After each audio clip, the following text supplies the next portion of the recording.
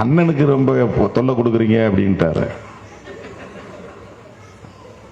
அவர் உண்மையிலே என் மேல கரிசனம் இல்லவர். பார்க்குற போதெல்லாம் ரொம்ப வருத்தப்படுவார். அண்ணன் ரெஸ்ட் எடுங்கன்றாரு. கால் வலிக்குதான்னு வந்தவொடனே கேட்டாரு. நிற்கும் போது ஒரு வலி இருக்குது, படுக்கும் போது வேற ஒரு வலி இருக்குது.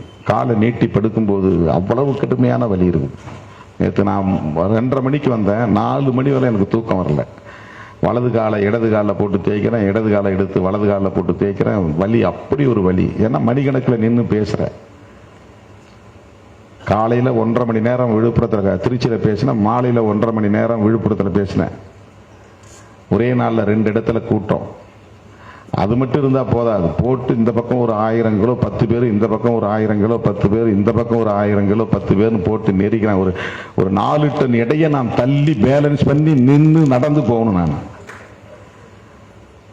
அதுக்கு ஒரு தெம்பு தேவைப்படுது, எலும்புல சக்தி தேவைப்படுது. ஆனா வெறும் சோறு ரசம் தான் சாப்பிட்றேன்.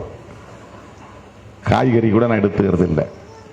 உண்மையிலே என் மீது அவருக்கு ஒரு கரிசனம் உண்டு, எல்லோருக்கும் உண்டு.